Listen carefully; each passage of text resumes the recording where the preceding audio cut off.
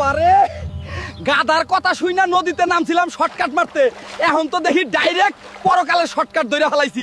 গাধা, তুই কইছিলি পানি নাকি গোড়ালি সমান, এখন দেখি আমার সিংহ ডুবে। আল্লাহ গো, একবার যদি ডাঙ্গায় উঠতে পারি, গাধার ঘরের গাধারে শিং দিয়া গুতা মাইরা ফুটবল না বানাইলে আমার নামও ছাগল না। বাঁচাও।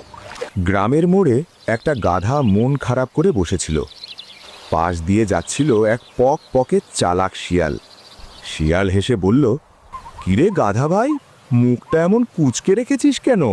ইস্ত্রি করা শার্টের মতো অবস্থা। গাধা দীর্ঘশ্বাস ফেলে বলল, আর বলিস না মামা, মানুষ আমাকে নিয়ে হাসে, বলে আমি নাকি দুনিয়ার সবচেয়ে বড় গাধা। শিয়াল বলল, আরে চিন্তা করিস না, তোকে আজ একটা বিলাতি বুদ্ধি শিখাই। আজ থেকে উল্টো উত্তর দিবি, এমন ভাব নিবি যেন তুই সব জানিস। ঠিক তখনই গ্রামের রাস্তা দিয়ে এক ছাগল আসছিল। শিয়াল গাধাকে বলল, ওই দেখ, ছাগল আসছে, আজ তোর ট্যালেন্ট দেখাবি। ছাগল এসে জিজ্ঞেস করল, গাধা ভাই, গ্রামের সামনের নদীর পানি কেমন? নামলে ডুববো না তো? গাধা বুক ফুলিয়ে বলল, ডুববি কেন, এই তো হাঁটু পানি, আমি তো একটু আগেই সাঁতার না কেটেই হেঁটে আসলাম। ছাগল বিশ্বাস করে নদীর দিকে রওনা দিল। ছাগল নদীতে নামতেই শুরু, ও মাগো, এই পানি হাঁটু না, এই তো ডাইরেক্ট কবর, হেল্প হেল্প। আরে ও গাধা ভাই, তোর বুদ্ধিতে তো আমি এখন নদীর মাছদের ডিনার হবার প্রস্তুতি নিচ্ছি। তুই কি নদী পার হওয়ার কথা বলেছিলি নাকি জলসমাধির? অনেক কষ্টে কোনো মতে উঠে এসে ছাগল রাগে ফুসফুসে গাধার সামনে দাঁড়ালো। ছাগল রাগে ফুসে গাধাকে বলল, এই বাটপার, তুই না বলছিলি হাঁটু পানি? আমি তো প্রায় ওপারে যাত্রা শুরু করছিলাম।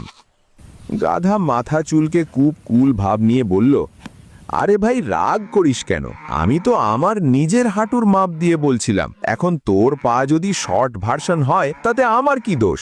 ছাগল হতবাক। শিয়াল মাথায় হাত দিয়ে বলল, হায় হায়, তোকে বিলাতি বুদ্ধি দিতে গিয়ে আমি তোকে দেশি বোকা বানিয়ে ফেলছি। জঙ্গল থেকে একটা কাক উড়ে এসে বলল, এই জন্যই বলে, বেশি চালাক হতে গিয়ে শেষমেশ গাধামিই বের হয়। ছাগল আর শিয়াল হেসে উঠল। হাসির মধ্যে গাধা নিজেই বলল, ঠিক আছে ঠিক আছে, আজ থেকে আমি গাধা থাকব, কিন্তু গাধামি করব না।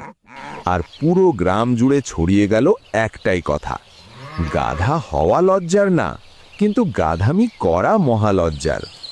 না জেনে উপদেশ দেওয়া যেমন বিপজ্জনক, আর না বুঝে উপদেশ শোনা তার থেকেও বড় বিপদ। নিজের বুদ্ধি দিয়ে বিচার করো, নয়তো অন্যের কথা শুনে জীবনের নদীতে ডুবে যেতে হবে।